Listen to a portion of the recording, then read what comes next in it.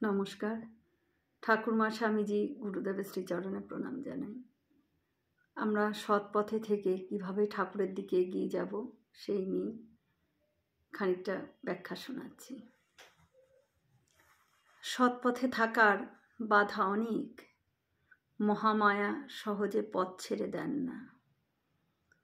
তার কৃপা পাবার জন্য অনেক কাঁদতে হয়, অনেক প্রার্থনাও করতে হয়।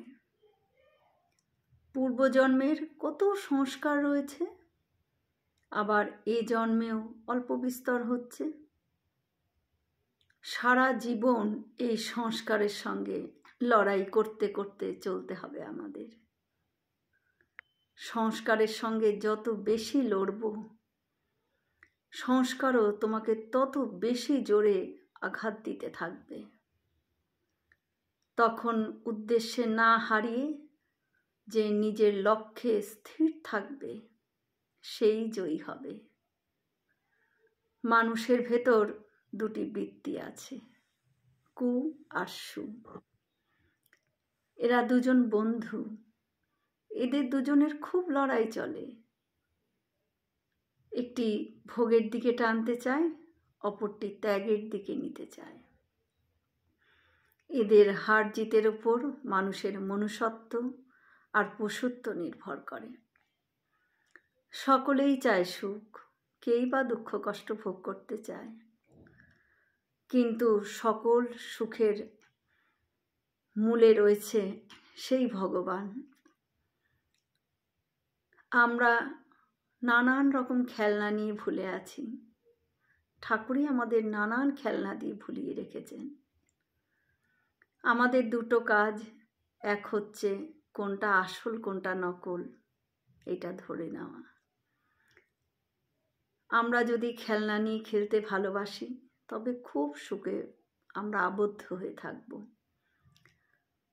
আর যদি সেটিকে ফেলে দিতে পারি তাহলেই আমরা ঠাকুরের কোলে চলে যেতে পারব। তাই ঠাকুর বলছেন যে কোনটা নেবে সেটা সম্পূর্ণই আমাদের নিজস্ব ভাবনা। একদিন দুপুরে মনমোহন ঠাকুরের ঘরে ঢুকে দেখলেন তিনি পা ঝুলাইয়া বসে আছেন, কিন্তু তাকে দেখা মাত্র ঠাকুর পাটা গুটিয়ে রইলেন। ক্ষুণ্ণ মনমোহন বললেন, আপনি কি মনে করেন যে আপনাকে আমি দেখতে আসি? বড় পা গুটাইয়া লইলেন যে। জানেন, আমার বাড়িতে এক লম্বা কাটারি আছে। এইবার সেইখানি আনিয়া দু পাখানি কোপ মারিয়া কাটিয়া লইয়া কন্যাগড়ের বাটিতে রাখিয়া দিব। যত লোক সেইখানে গিয়া জড়ো হইবে। শীঘ্র পা বাহির করুন। ঠাকুর আর দ্বিরুক্তি না করে পা বাড়িয়ে দিয়ে বললেন, এই নাও, যাহা ইচ্ছা করো। মনমোহন ষষ্ঠাঙ্গে প্রণাম করে ঠাকুরের চরণধূলি মাথায় নিলেন। একেই বলে ডাকাতে ভক্তি।